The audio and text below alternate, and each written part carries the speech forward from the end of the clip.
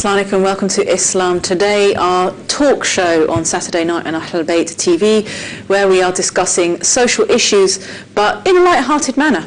So tonight, my guest is Sister Amina Inloes, and we're going to be discussing Shi'i-Sunni relations at a social, political level, and exploring the whole idea of unity and what are the differences, if any, between the followers of Ahl Bayt alayhim salam and the other schools of thought. So do feel free to call in with any questions or comments that you may have. Assalamu alaikum, welcome. Wa alaikum assalam. Well, I suppose this is obviously a topic that gets talked about a lot, and there's a very wide range of opinions about it. Looking at the social level of followers of Ahl Bayt alayhim salam and other schools of thought, I mean, obviously it's difficult to generalize in different parts of the world. We could take London as an example, or you're from the States, you could take the States as an example. Do you feel that there is a unity or cooperation between the different groups of Muslims? Well, now, this is a very difficult question to answer, not because I don't have anything to say about it, but because you said we had to be light-hearted. Yeah. It's a bit difficult to be light-hearted about some issues. Yeah. But in any case, let me backtrack and try to be light-hearted, inshallah, and hopefully all the viewers are feeling light-hearted along with me too. I'm happy personally that you phrased it as Shi'i-Sunni unity, as opposed to Sunni-Shi'i unity. Right. Now, I don't know if you've ever noticed this, but a lot of times I intentionally will say Shi'i and Sunni or Shi'i-Sunni instead of the other way around, because people are so used to having the majority come first. It's always Sunni-Shi'i unity. The Sunnis and Shi'is say this. Yeah. And with all respect to our Sunni brothers and sisters, I'm not at all meaning to offend anyone, but what I mean is it stops and makes people think, I think it does, Yeah. you know, wait a minute, that's not supposed to come first. But then hopefully one could continue, well, why shouldn't it? What's the difference if we're treating things, all things being equal, and saying one and the other? But I think that's essentially the root of the issue we're going to be chatting about, which is the existence of being a minority. Yeah. So that being said, before we get into whether there is Shi'i-Sunni or Sunni-Shi'i unity, I have a theory, and I'd like to share my theory with you. Okay. Now, as those of us who identify ourselves as Shia, we are probably most sensitive to the issue of Sunni-Shi'i unity because it's something we experience frequently. Being marginalized as a minority in any way is something that it's not something you can very easily ignore. Yeah. Now, this can be in a relatively innocent manner. For example, you go to Salat al-Jama'ah at a mosque where the preacher is of a different school of thought and says things that, with all due respect, you don't really agree with. You understand that he's well-intentioned and he's genuinely saying what he's saying for the sake of Allah, but it just doesn't quite mesh with your religious worldview. I mean, that's a relatively minor thing. All the way, of course, to violence and the arrest, for example, Saudi Arabia, Sheikh Nimr, the violence in Pakistan, etc. So there's a broad range of ways in which we feel marginalized. And that's its own issue. But realistically, the problem of Muslim unity, in my own humble viewpoint, is not just a Shi'i-Sunni or Sunni-Shi'i issue. I think it really can be reduced to three things. Right. And I would say, number one, the biggest issue we have, and everything else that's causing disunity and so forth sort of plays into this, is for some reason there's a culture of intolerance of differences of opinion that has spread among a lot of Muslims. Now, I'm not going to make sweeping statements about all Muslims right now. Is it okay if I chat with the viewers? Yeah, that's fine. Okay, right. So I'll chat with you all. Now, I'm not going to say all Muslims because I would find that very offensive. You know, I was sitting in a gathering last week with a great esteemed Muslim professor who I sincerely hope is not listening. Said Muslim professor made a comment about how Muslims lack critical thinking skills. Right. Okay. Now, I do agree that there is also a culture of a lack of critical thinking that has been spread in this era, which we can get to as well. However, I wouldn't make a blanket statement and say all Muslims lack critical thinking skills, because even though I'm a Muslim, he's a Muslim, I felt offended. So wait a minute, I'm a Muslim, I don't lack critical thinking skills. So I'm not saying every single Muslim is tolerant. Indeed, I think a lot of people in our ummah are kind, compassionate, accepting people, accepting of the things that we should be accepting of. Obviously, there's some evils and injustices we should not accept. But nonetheless, I think we could do more to deal with the fact that there are many Muslims who genuinely feel their way of practicing Islam is the best. And this is a full range of things. It could be whether you're Sunni or Shi'i, whether you hold a certain jurisprudential opinion, maybe one set of cultural practices to another set. I mean, even let's be honest, there are people in our community who are, it's hard to find the right word for this, they're more observant than others. Some people are very strict with certain things in the Sharia. There are people who don't see that as the ideal. But the point is, everyone's doing whatever they think is best. And it's good to be able to respect the fact that there are differences, while at the same time acknowledging that not everything is okay, but we can still deal with each other as human beings and agree to disagree. So in general, you could say that intolerance that arises, and that is actually costing lives around the world at the moment, comes from a general culture of intolerance anyway. I mean, actually, I was quite astonished to hear from a Turkish woman who I know. She said that she and her husband went to a particular mosque to pray. So she's of the Sunni school of thought. They went to a mosque to pray and they put their hands like that, and they got kicked out because they weren't putting their hands like that. So I haven't heard about these minor differences even among the other schools where, okay, it's no longer okay to put your hands like that, you have to actually put your hands like that. That's become such an issue that she and her husband actually got kicked out of the mosque. And I thought, well, if that's an issue among these other schools of thought, then what hope have we got, in a sense? Well, definitely. And I do think that's another issue that, for whatever reason, has become very widespread in a lot of discourse among Muslims today. I'm not saying every single Muslim is like this, but I'm just saying what I've seen, and I'm sure a lot of you will agree you see this too. And that's what we call not seeing the forest for the trees. Right. Sometimes we just get so embroiled in the details. It's like, pardon the metaphor here on the Holy Household for every household, but it's like you have a rat trap. Right. So one of those sticky rat traps, then when the rat walks on it, it's going to stick and get killed. It's the same sort of thing. We get so busy arguing, for example, about how to hold your hands during prayer that we don't notice, for example, people are bombing us, you know, we have refugees all over the world, or even leaving aside all of the disastrous things that are happening. In the end, that argument is not going to lead us to Allah subhanahu wa ta'ala. It's not going to help us in the akhirah. Now genuinely trying to figure out what the Holy Prophet, may Allah's peace and blessings be upon him and his family, what he wanted us to do, or what Allah subhanahu wa ta'ala wants us to do, okay, that will lead us to Allah. I'm not saying we should just ignore these things. They are very valid discussions. Just in case any of the viewers are wondering, I do hold my hands in this sideways manner when I am saying my salat, because I believe this is what the Holy Prophet has said. And I am very grateful and respectful to all of the ulama who have written books on this matter. But we do get too focused on these very, very minor details. For example, I was listening to a Sunni sheikh who was speaking about Muslim unity. The location and so forth is not important. Now, this person was very, very sincerely intentioned, and I think he felt he's giving a positive message, and he is to an extent, but he was basically saying why Shi'is are our brothers and sisters in faith, so we're not like kafir or anything, because really it's okay to hold your hands by the side when you pray, because there are some Sunni hadith that say that. Now, okay, it's a nice argument. I appreciate that he approves of Ja'fari fiqh, but what if there wasn't a Sunni hadith? You know, what if, say, there comes up a new sect that says, no, we think the Holy Prophet said you have to stand on your head when we pray. And let's say they have some justifications, logic, or, I don't know, whatever their justification happens to be. Well, okay, is it going to be okay to kill these people and shoot them because I haven't found a justification in my sect for that?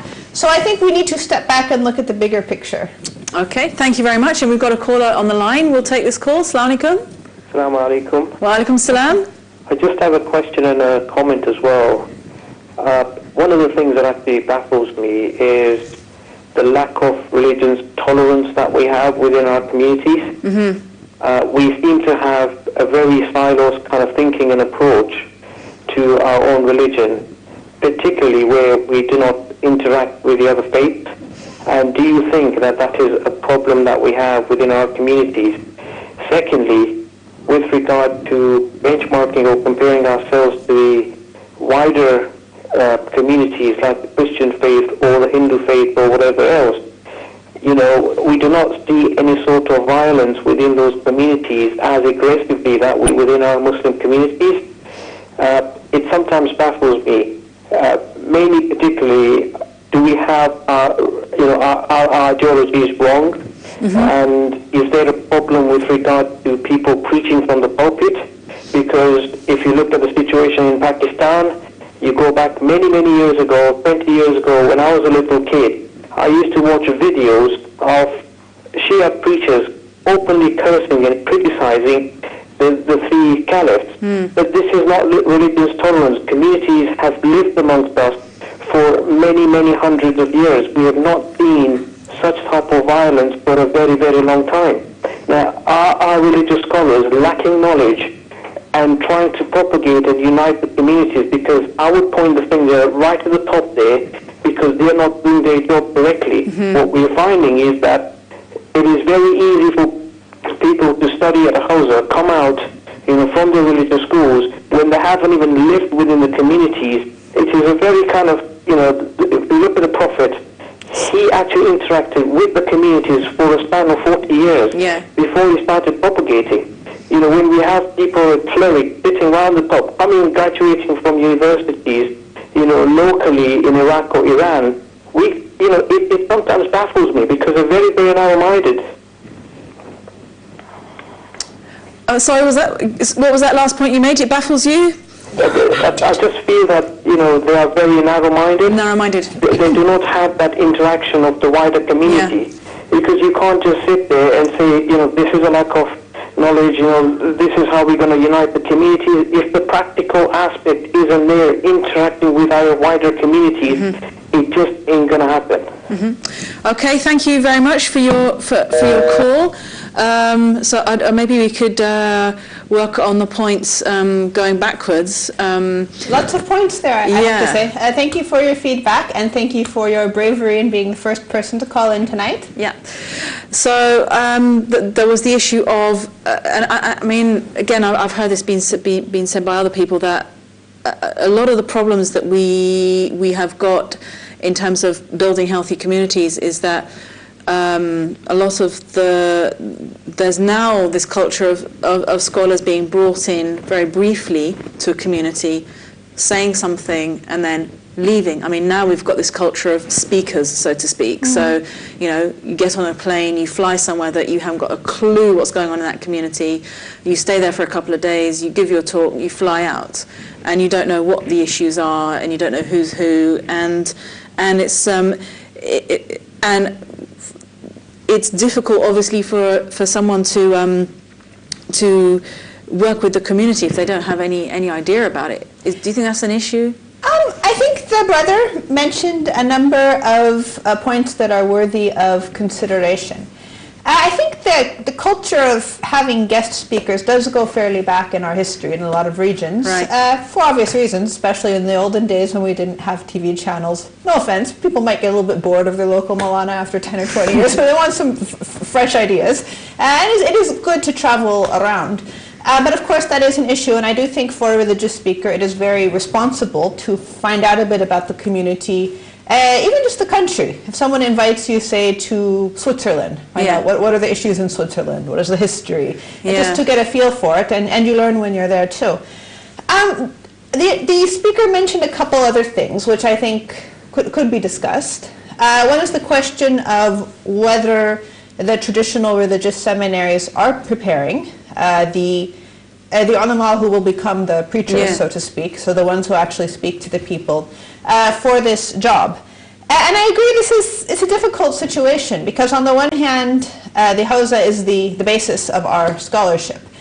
We don't have a better way to attain scholarly understanding, and this understanding is very important because it is the means by which we understand our religion. Yeah. And there's, you know, living so far away from a lot of the scholarly centers, as much as I like to consider Islamic College in London a scholarly center, but realistically we're not always exposed to the some of the ideas and discussions that are happening in these areas.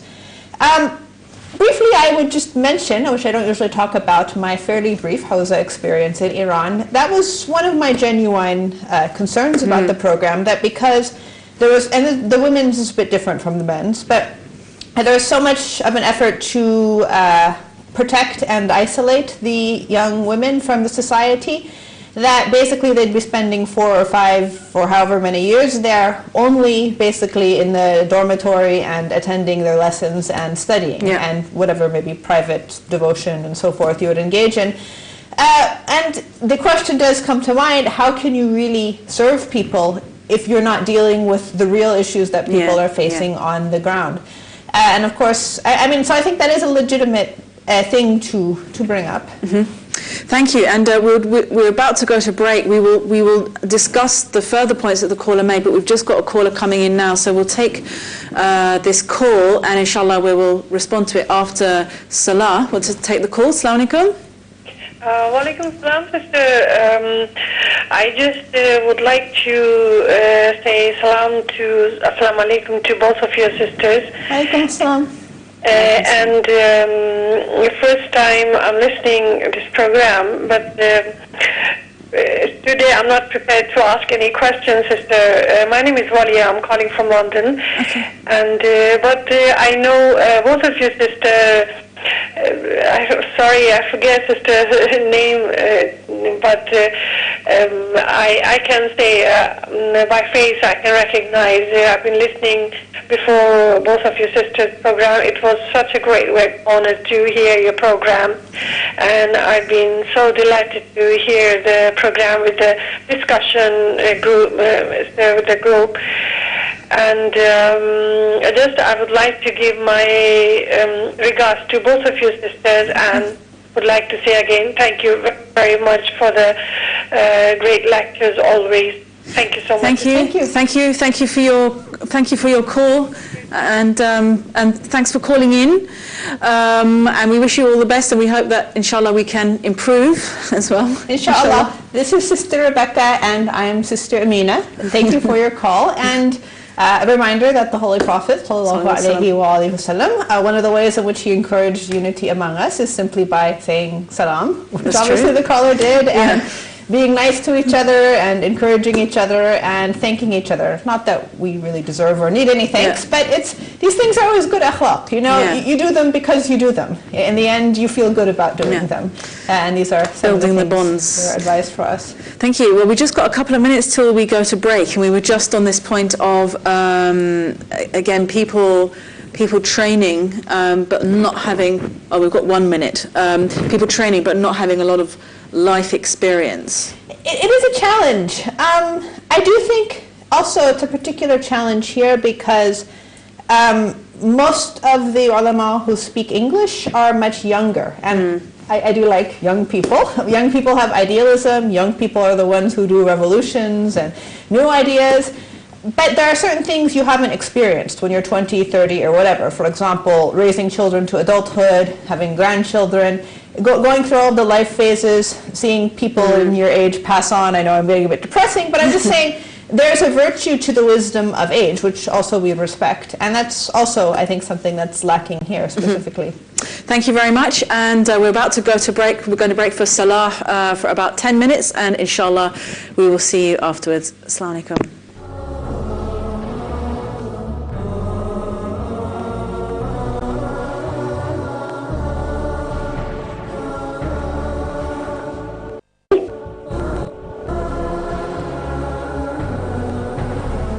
Assalamu alaikum, welcome back to Islam Today on Ahl Bayt TV on Saturday night, where we're talking about the social dimensions of unity or cooperation between followers of Ahlul Bayt alayhim salam and other schools of thought. And we had a caller calling in earlier with quite a number of points which we still haven't covered completely, but he was talking about whether people who have gone through training as young scholars have not got the life experience to, in a way, learn to become tolerant. And you were saying that it's obviously it's a great thing to have young people training to be scholars, but sometimes they don't have the life experience. Yeah, and of course I don't want anyone to think I was at all putting down the contributions of our young ulama. I mean, wisdom is something. It is a gift from Allah. Yeah. Sometimes there are people very advanced in age who have not been blessed with this gift, and there True. are very young people who are.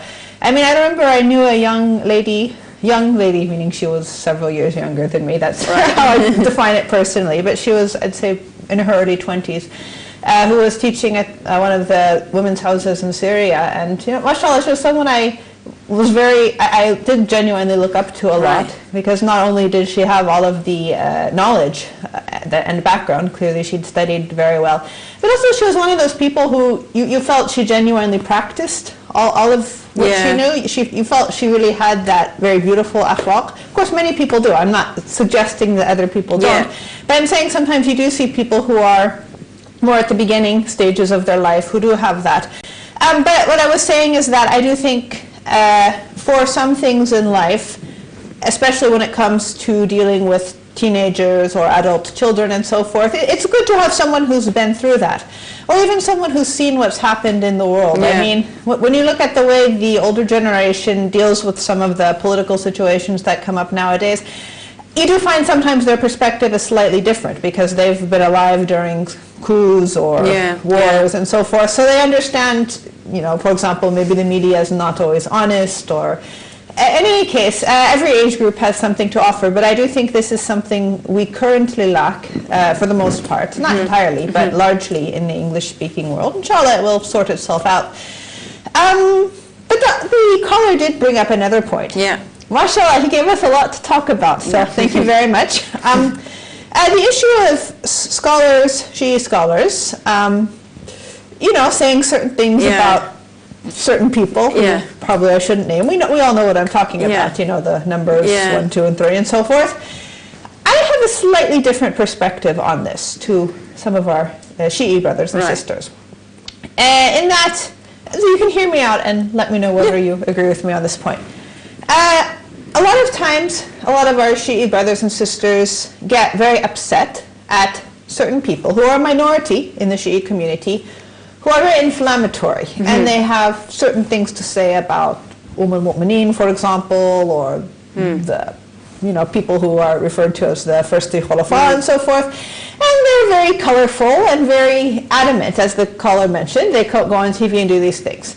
Now, pragmatically, is that a good idea? No, because it does inflame tensions and so forth.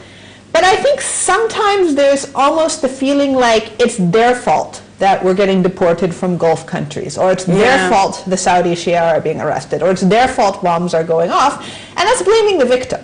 Because even if I get up and start screaming the worst abuses against one historical figure or another, those are only words. That's not the same thing as going and bombing an innocent person.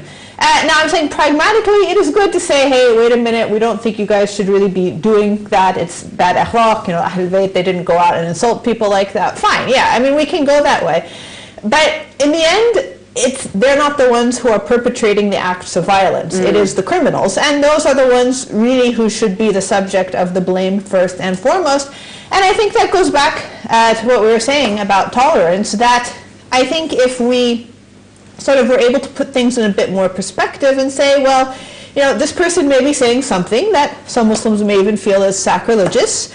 I hear viewpoints sometimes from other Muslims that I have a very strong disagreement with, and so forth, even sometimes when discussing Shiism for that matter. But nonetheless, there is a boundary between saying versus murder, which is what's going on. And I think we need to take that into consideration too, while at the same time being practical and saying, well, if there is so much violence, we shouldn't be inflaming it necessarily.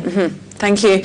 We've just got a caller coming in now, and we'll take the call. Assalamu alaikum. Alaikum assalam wa rahmatullah. Wa alaikum assalam wa rahmatullahi wa barakatuh.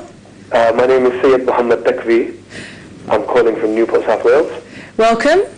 Yeah, I've seen your status on Facebook, so I thought I'd give my views on the topic of discussion.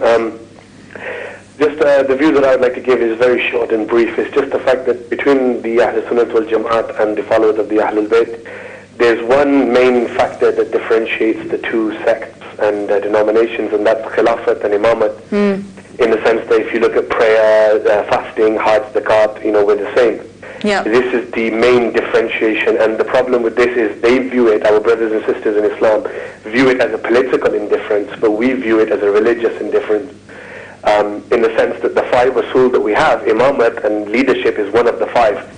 The only difference is that we believe that Allah subhanahu wa ta'ala is the one who elects khalifas, imams and successors, whereas our brothers and sisters in Islam say that it is man-made and we can do it ourselves. Yeah. And there's obviously numerous verses in the Quran where Allah subhanahu wa ta'ala says, Inni ja'ilun fil ardi khalifa, or when Allah refers to the incident of Ta'alut or Harun and Musa alayhi salam. So there's numerous verses. So in the sense that I would urge my brothers and sisters in Islam, the Ahl Sunnah wal Jama'at who are listening to me right now, is that rather than listening to other people, do your research and look at the fact that the issue of Khilafat, is it man-made, is it from Allah? That's the first question that you should tackle. And once you look at the Quranic verses, you'll see that it is from Allah. And then you can see that every prophet left a successor. So why would the best prophet, the seed of the prophets, not leave a successor? I mean, obviously we have other differences, but that's the main, differentiation. And that's it really. Okay. I'd just like to give that view. Thank you so much. This is another thing, and we will still tackle our earlier callers' points, inshallah, as we go along. But this is this is another issue that sometimes we feel that there is pressure to have some kind of cooperation. When actually there's no understanding at the bottom of that cooperation. So it's like, well, let's because there are sort of lots of terrible things going on in the world, as we know, that we need to kind of pull together and not talk about differences in understanding, and that often, again, followers of Ahlul Bayt alayhim salam get accused of stirring up fitna because they're talking about their religion, they're talking about history, they're talking about walaya, and that is seen in itself as inflammatory sometimes. So often it seems that there's a kind of, it's a unity based on, well, we can be unified as long as you shut up, Indeed. Yes, and obviously there's different kinds of unity. Yeah. There's social unity whereby people just interact peaceably in society, and I mean in some cases even intermarry and so forth. But when it comes to unity based on religious issues, I do feel we need to be able to discuss our differences. Yes, there is definitely one view, which is basically we should all be united, but that means you accept the majority view. And that doesn't really work if you don't share the majority view, because there are variable differences between Sunni and Shi'i, and even among Sunnis and among Shia. Yeah. You're probably familiar with Brother Tariq Ramadan. Yeah. He said something which I think was very wise once, which is if we want unity, we need to stop working for uniformity. Because the fact is, generally speaking nowadays, a lot of times in Muslim communities, there's an idea that we can all work together as long as we all think the same. Yeah. But the moment there's a group or person that doesn't share the same viewpoint, then all of a sudden the working together doesn't work anymore. And we're simply not going to progress like that. Yeah. And I'm not saying there are many different truths and many prophetic messages and so forth. I mean, we believe the truth is one, but we have different understandings of it, and that's the situation until Imam Zaman returns. The caller did bring up an important point, which is the essence of the difference between Sunnism and Shi'ism. Now, I am definitely with the caller on the view that Shi'ism is not just the Ja'fari madhab and the fifth school of thought. Yeah. I think it's a very positive step forward that it was acknowledged by our Sunni brothers and sisters as the fifth school of thought, because it's nice to be given an official stamp of legitimacy, just in terms of social peace and harmony and so forth. But of course, the difference is much deeper than that. The fiqh differences are really quite minor. The theological differences are bigger. However, I'm going to get into a debate with the caller, who unfortunately is not even here on the line to answer back. I do fully agree with the caller that the main difference between Sunnism and Shiism is the imamate. That's sort of obvious. That is the difference. We believe in the imams being the divinely appointed guides, and our Sunni brothers and sisters do not.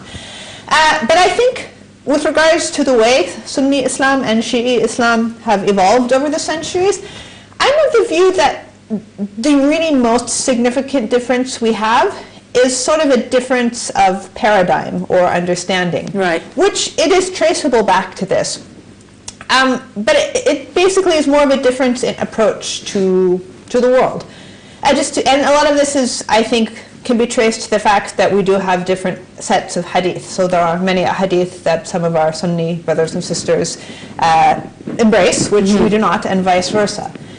For example, I'm sure we could mention a lot of ideas that are commonly in circulation in the Sunni world. And I'm not saying all Sunnis traditionally have shared these ideas, but especially with the funding of religious propagation material from a very oil-rich desert country with a very warm climate. I'm sure that's enough identifying information, pretty close to a gulf. This has sort of encouraged certain ideas, which those of us who follow the Shi'i school of thought, we don't agree are endemic parts of Islam.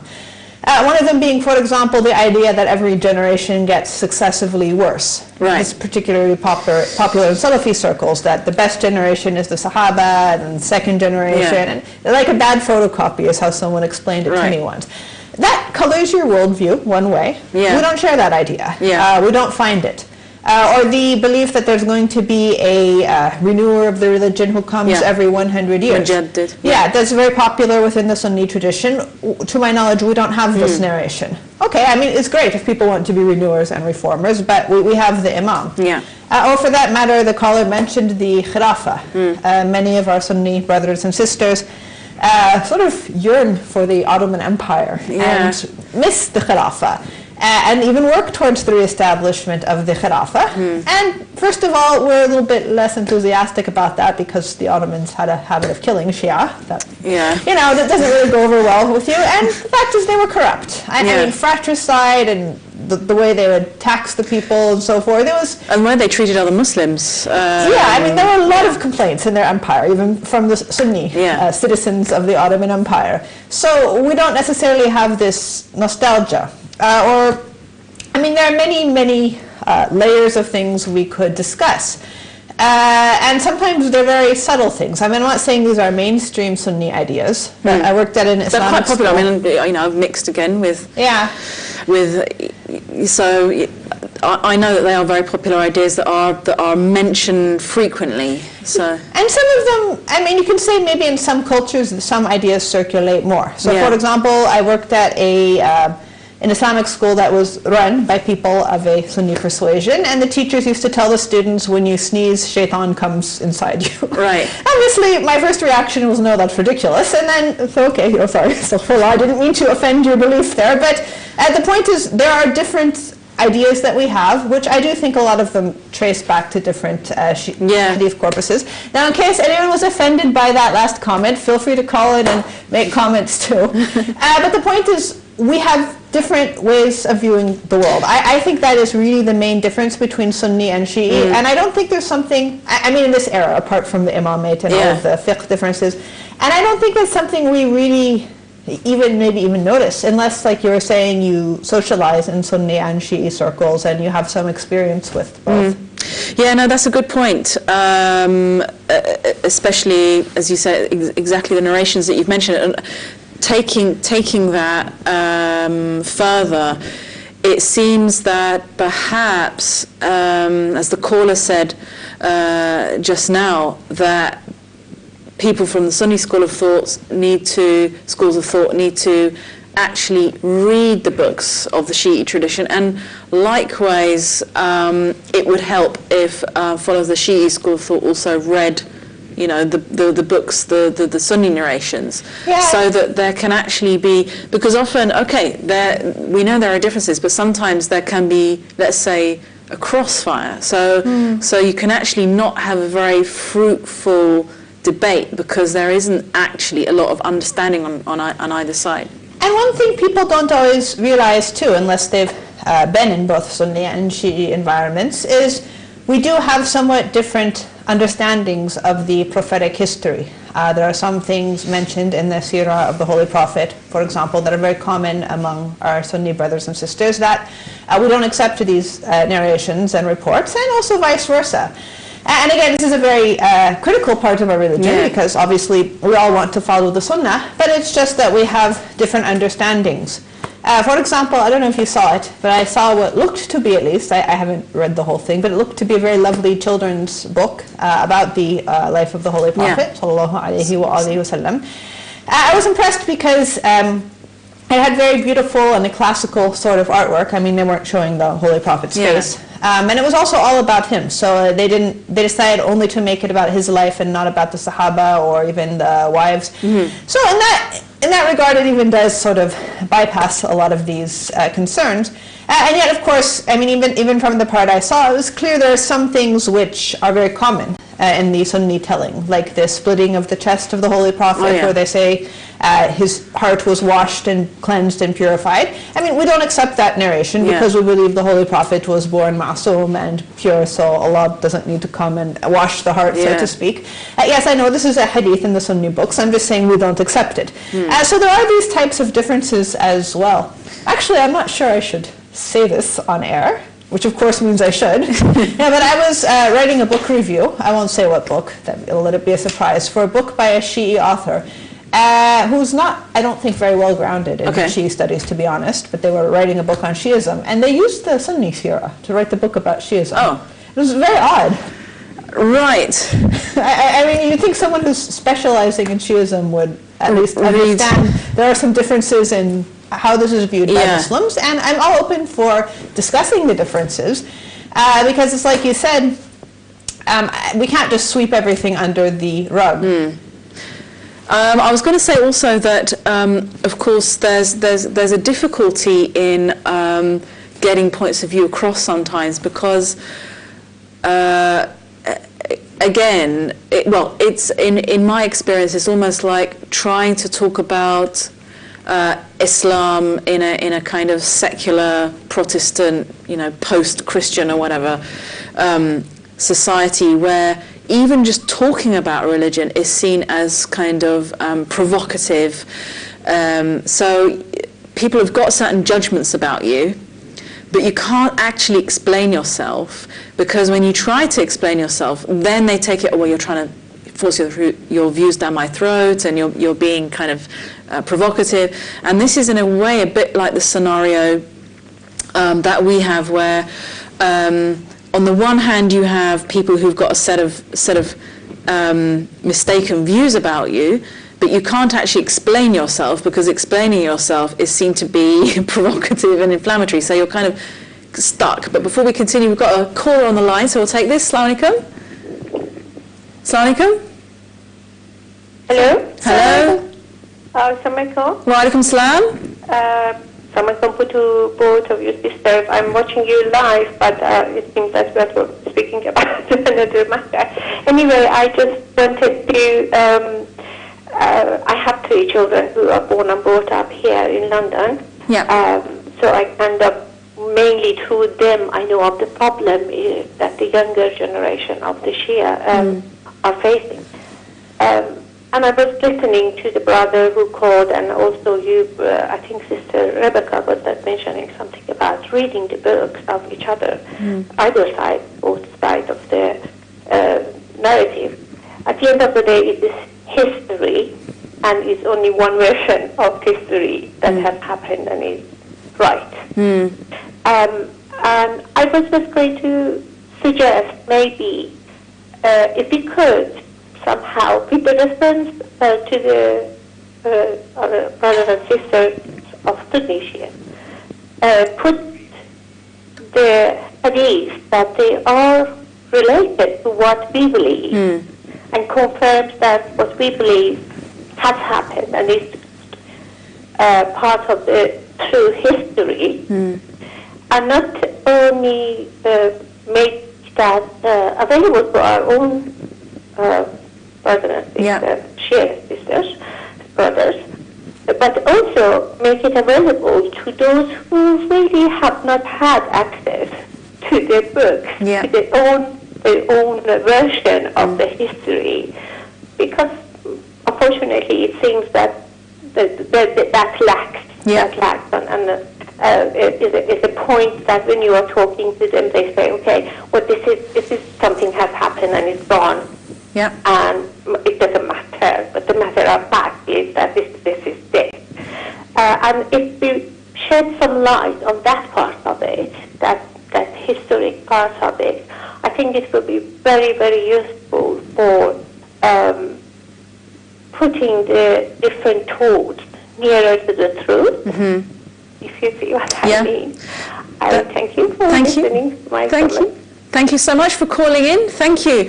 I mean, this is we just got another couple of minutes till we go to break, but this is an issue as well, that sometimes there's kind of an expectation on the side of people from the Shia school that Sunnis actually are aware of certain points. And I remember, obviously, having been Sunni for 4 years before discovering the path of Ahl Bayt, alayhim salam, I remember sort of a Shia brother bringing up certain points but it was completely off my scales. Like, what's he talking about?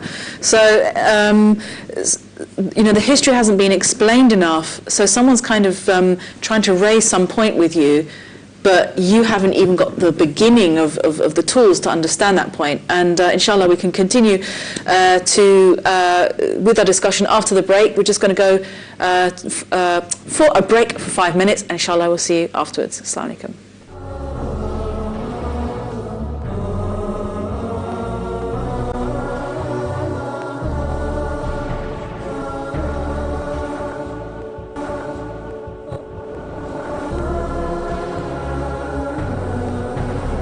Assalamu alaikum, welcome back to Islam Today on Ahl Bayt live on Saturday night. And we've just been talking about Shi'i-Sunni relations and raising the point, as a caller just called in now, that really there needs to be a comprehensive book precisely tracing all the ahadith that are the same ahadith in different schools of thought, and the different ahadith, and also outlining precisely the differences in the history. And I've heard people mentioning that before. In fact, 2 points from that really. The first point is that, like I was saying, often people from the Shi'i school of thought kind of assume that Sunnis know all of the issues, and in fact the point is that a lot of Sunnis haven't a clue about the issues. So a Shi'i will kind of raise a kind of meaningful point in a conversation that the Sunnis meant to pick up. But actually, because so much has been kind of hidden or not mentioned, often these kind of points that the Shi'i will hint at completely go over, the Sunni's head, because... Yes, definitely. Sorry, I didn't mean to interrupt there. That was not good Islamic manners on my part. No. But yes, I agree. I think among lay people, so to speak, in the Sunni community, study of the actual historical events during the first 4 caliphates and then during the early Umayyad era is generally brushed over, especially a lot of the conflicts among the Muslims. There's a sense to say, well, they're all Sahaba, they're all right, and we shouldn't judge one against the other. And of course, I'm not saying this is the case for the ulama in the Sunni tradition. They are aware of what has happened in history, that some of the Sahaba did things that were not as upstanding as others. Some of them did very good things. I'm not saying they're all in that boat necessarily. But yeah, because it's not talked about, like you said. It's different in the Shi'i tradition because we do talk very much in depth about that history in our majalis. So just the average Shi'i person who attends majlis will be familiar with certain details probably that many Sunnis are not necessarily. And I also think that relates a bit to what I was saying too, that in terms of what we discuss with people, the historical discussion is valuable. It has a place. The fiqh discussion has a place. But these aren't necessarily the issues that touch people's hearts the most. And again, we want to make sure we're seeing the forest for the trees. Because at the end of the day, we don't follow Ahlul Bayt alayhimus salam just because they had a particular fiqh view or because this or that one event happened in history. I mean, of course, like Barirhom and so forth, that's important. Obviously, we follow them because we believe the Holy Prophet said to.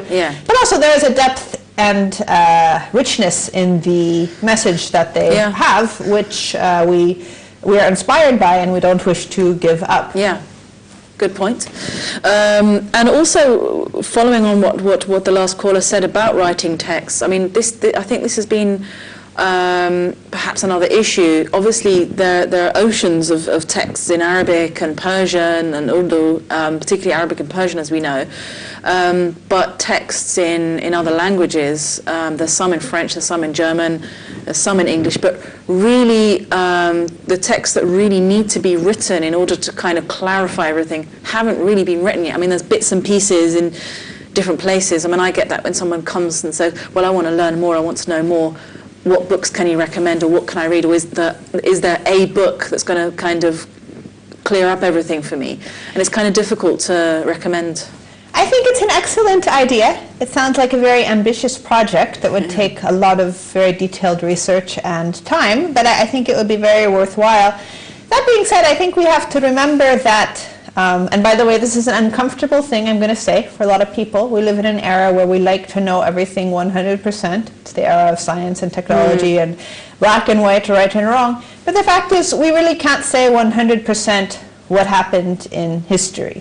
I mean, when we have a group of ahadith on something, we can say, okay, Ghadir for example. There are many hadith on that. They're not all exactly the same. Some of them, they have more description of what the Holy Prophet said, some less description. The general idea is the same. So we can say, okay, this event happened, the Holy Prophet said, Man kuntu mawla, fahada aliyun mawla, Allahumma wali man wala, and so on. So we don't have any disagreement about that. But once you start getting into specific details, even things like what year was someone born, and there are small discrepancies here and there, it is difficult to paint an absolutely accurate picture. And to be realistic, even among Shia, we have differences of opinion about history, which you can argue for one side or the other, but in the end, Allah knows best. For example, the story of the mother of Imam Zaman, may Allah hasten his return. There's the very popular narration, which, to be honest, it might be more popular because it's more interesting, about his mother was a Roman princess and she had a dream about the Imam, and you know, it's a story that's appealing. And then there are other hadith that say, no, she was from somewhere in Africa. I don't remember exactly. You know, no letter, no descent from the disciples. It's not quite as interesting, but it's there too, and you can make a very good case for that actually being the appropriate narration. So which one is right? I mean, Allah knows. In the end, I don't think it really, you know, the Imam Zaman is Imam Zaman, regardless of whether his mother was Roman or African, whether she was a princess or not a princess. He's still the Imam. Of course, it's not necessarily good when people try to take one of the stories and sort of build something on it necessarily, if they're not sure that it's necessarily the truth. But the point I'm trying to make, anyway, back to the point, is that we do have things that are not 100% clear within our tradition as well. I mean, within our understanding of history and our hadith as well. Of course, there are many things that are clear. I'm not questioning the imamate or that the Mahdi is the Mahdi, but I'm saying in that general scheme of things, there are things that are reported, and you know, God knows best. But it is good, of course, to write and research history. Okay.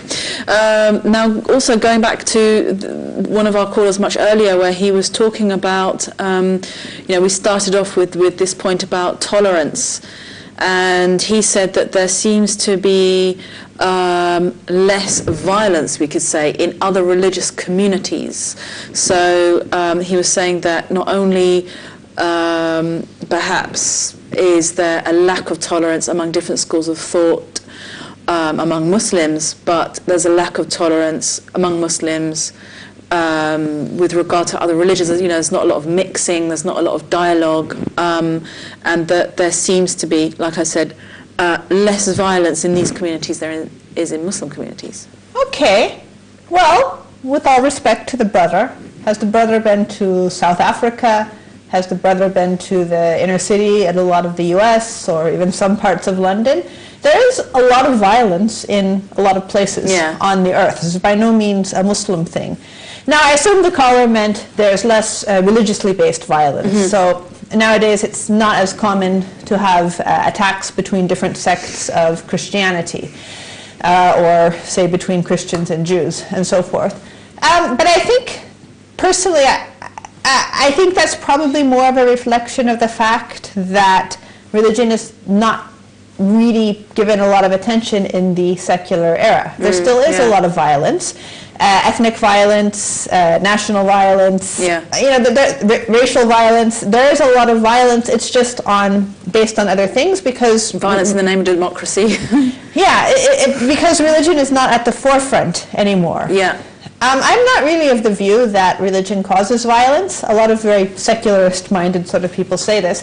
Of course, it does happen. I mean, for example, the killing of Shia in some areas. I mean, this is a very evil mindset that some people have, but it is also a minority view. I mean, you meet someone on the street and say, I don't know, Egypt or something, most normal people are not going to say, oh yes, we should kill Shia. It's just the minority who say that, and unfortunately their voices can be quite loud. So I don't think it's an issue of intolerance in that regard within Islam.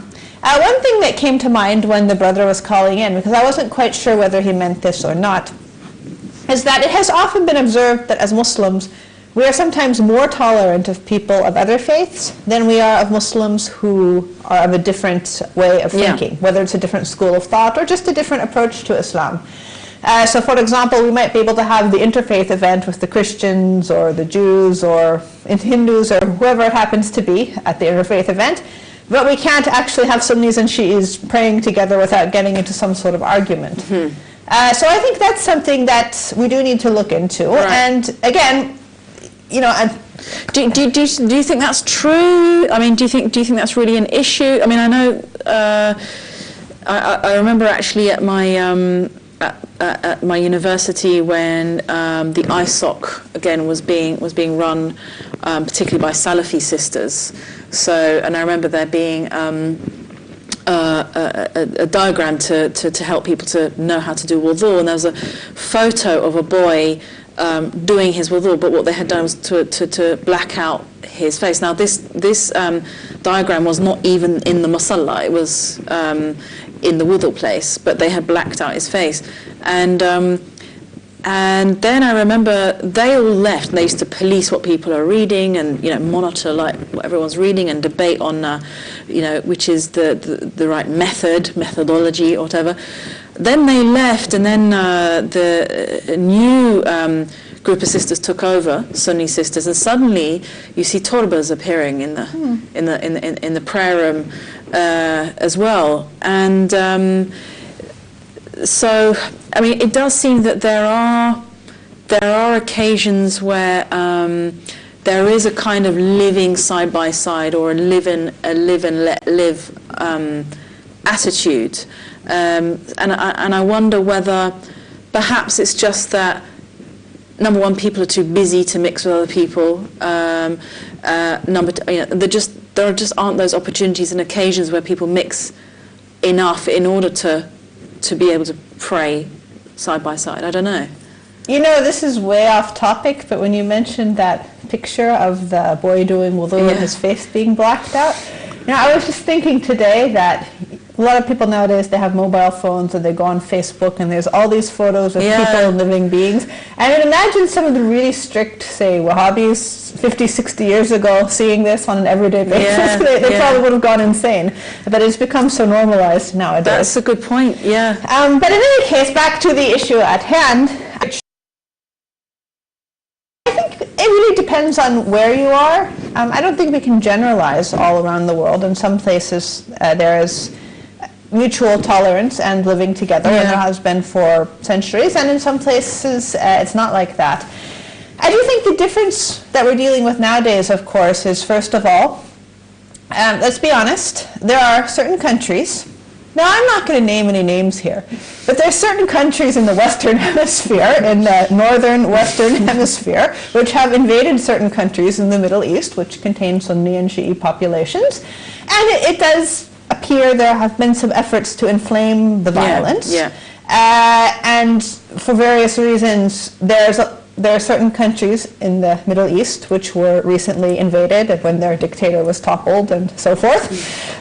Not recently anymore, it's been, 10 years now? The time flies. But the point is, you go back, before the invasion, there was a lot of harmony between Sunnis and Shi'is for the most part. I mean, apart from the fact that Saddam was killing the Shia, but in terms of normal people. And yet nowadays, there's a lot of violence and tension, and I would say, there is direct outside intervention. That's one thing. And then you can add to that the propaganda which is coming out of those warm, deserty countries to the south. I mean, that's gained obviously a lot of ground. And nowadays, because of some of the political unrest, for example, in Syria and so forth, there's just a lot of rubbish about Shia that you hear, for example, on some of the Arabic channels. I'm not talking about the Shi'i-run channels. And it's not just against Shia, it's against Sufis, and it's against basically minority groups in Islam. And so there are people who are genuinely innocent. They don't necessarily know anything about Shia. They hear this and then they come up to you on the street and say, hey, you're a kafir.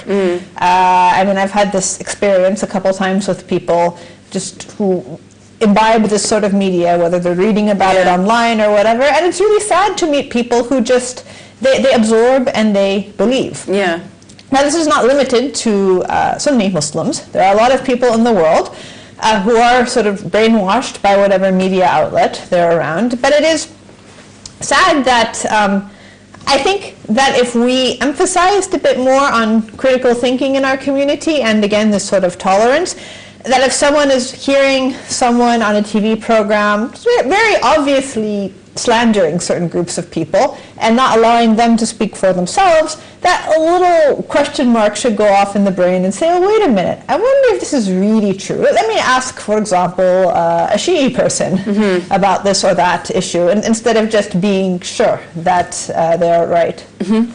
Okay, thank you. And we've got a caller coming in now. Assalamu alaikum. Assalamu alaikum. I called earlier. Wa alaikum salam.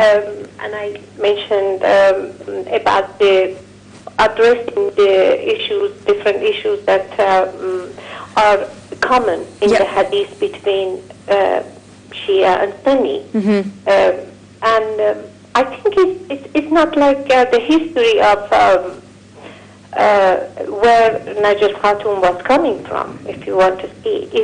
It's the core of all that I was talking about, the core of unity. So the core that we have and we know is united. It's nothing that is different between. But somehow alongside the history been kind of lost. The truth got lost there. And I think if we a kind of what the book then I was guided in very, as the writers mentions repeatedly, that is in very short version of it, it's something that every hadith that we have in common, that we all agreed on, that they are right and correct hadith. Of course, with help of Quranic Kareem, we can get to the matter, the core of that unity that your program is about. I don't think nothing will be lost in there, and I think it's vital for the unity that we enlight the part of the history as given to us, part of hadith that we receive, and we mutually all agreed upon, then we will get somewhere, inshallah. Inshallah. If you see what I mean. And I just wanted to, I heard the sister talking about Najib Khatun, and I think that they are part of the history. We will never get hold of the truth and the real matter, how it happened really. But that is not it. We are talking about the truth about Islam and the what Islam wanted and how Islam wanted the Muslim to be. And I think this can be achieved, inshallah, somehow. With of course, I know it's not easy, but I think it's imperative that we Shia get hold of that unity that your program is about. Find that the point of unity and bring it out, bring it in light, and then inshallah maybe we will get somewhere. Inshallah. Thank you. Thank you so much. Thank you very much for calling back. Sure. Thank you. Yeah, I mean, this is again, this is a project that somebody needs to get started with. So any of our viewers out there who and I can think of a few people who are quite qualified actually, who would be able to actually, because then if you do get, as you say, all these assertions and strange kind of stories that you get from other schools of thought about followers of Ahlul Bayt alayhim salam, you could just then get out this book and say, well, there we go. And it's a very good idea, and I mean, I think we do to some degree have books, if I'm understanding what the sister said, that do this. I mean, a number of our books about history are based on Sunni hadith, because sometimes there's a feeling among the Shia that we have to use Sunni hadith for Sunnis to take it seriously. I mean, there are quite a few, like books about Imam Ali, alayhi salam, and so forth, that are based on the Sunni sources. So it does exist, or she mentioned, then I was guided. But I still think, I mean, I think that's a great idea, but I also stand by what I said earlier, which is, to quote Tariq Ramadan, if we want unity, we have to stop working for uniformity. Because even if we all have this book of agreed upon shared ahadith, we're still going to have different approaches to the hadith. Probably we'll still have different opinions, even among Sunnis themselves, about which hadith are good, which hadith are not good. That's true. I mean, if you look at the Sunnis, I mean, just themselves as a community, you find so many Sunni scholars talking about Muslim unity, and they're only talking about Sunnis. They're not even getting into whether or not the Shia should be involved, because there are just so many approaches to Islam, so many different ways of thought, a lot of competing ideologies. And among the Shia too, let's be honest, let's look in the mirror a little bit, we have a lot of differing viewpoints. Now I think we have perhaps a stronger common base, just because following the imamate is something that does bring us together and unite us, but nonetheless, you can find two people who read the same text and have very different views about what it means for daily life, for example. I mean, there are a lot of issues that one could bring up. I mean, I hate to say this because it's so cliche, but one of the hotly debated issues is women in Islam. What is the ideal for a woman? Should a woman be participating in society and contributing to the society? Is it better for the woman to be hidden and no one sees her? We're talking about people who use the same text, ulama, reading the same texts, coming up with very different viewpoints. So, in the end, until Imam Zaman, may Allah hasten his return and solve all of these issues, inshallah, but until he comes back, we're going to have to do the best we can. And, I mean, as far as I'm concerned, as a Muslim, as long as another Muslim is trying as hard as they can to obey Allah subhanahu wa ta'ala, to try to understand the Holy Quran, to try to follow what they believe are the authentic teachings of the Holy Prophet, and if they're Shi'i, obviously the Imams too, that works for me. And then we can discuss where where we might have some differences of opinion in that regard. Okay, thank you. We've just got a couple of, 2-3 minutes till we have to wrap up. And there has been one question about to what extent should there be unity? Should there be, or let's say, I prefer to use the word cooperation actually, rather than unity. I mean, this is another thing that I feel this word unity has become a bit stale. It's become one of those empty words because it gets used so much, and I think people haven't really thought through what do you mean by unity? What type of unity? On what basis is that unity? To be honest, I don't want to sound like I'm playing devil's advocate here, but I'm not even sure if unity is something you can really work towards. I mean, it's a bit like love and a marriage. I mean, you can do things to facilitate the love, but in the end, it's either there or it's not. Yeah. It's not like you have a switch and you say, you know, I love my spouse, I don't love my spouse. I mean, that's, you know, these things, they come on their own. And even Allah subhanahu wa ta'ala, He says in the Holy Quran that He's placed the love between the hearts of the believers and your enemies before that. So I think when it comes to genuinely being part of a whole body or a whole ummah, I mean, it's important to discuss that. And sometimes we can evaluate our behavior in that light and say, okay, am I really practicing what I preach in terms of Muslim unity, and if not, why not? So it is good to discuss, but I think, in a sense, the unity comes from the faith. Perhaps that's what I'm saying, and it needs to come from that angle. Thank you very much, and we've got to wrap up, but we've just got one caller, maybe to make a final comment. Assalamu alaikum. Assalamu alaikum, Sister Rebecca. This is Imran Imam. Oh, wa alaikum salam. How are you? Alhamdulillah, how are you? Alhamdulillah, thank you. Yes, very quickly, why insist on unity when I think diversity will lead to creativity and emergence of truth? Okay, great. Great note. Thank you. Thank you. Thank you so much. Thank you. Great note to finish on, that diversity will lead to creativity and the emergence of truth from that diversity. Yes, I agree with the caller. I do think our diversity as Muslims is one of our strengths. Now, there's two types of diversity. There is the diversity in the optional matters which are not mandated by the religion. So, for example, cultural diversity. I think we are enriched by the plurality of cultures, which is not a religious matter, it's just an optional matter. You know, this kind of diversity enriches us. As for diversity of thought, I mean, there's, I think, two things to keep in mind from a religious perspective.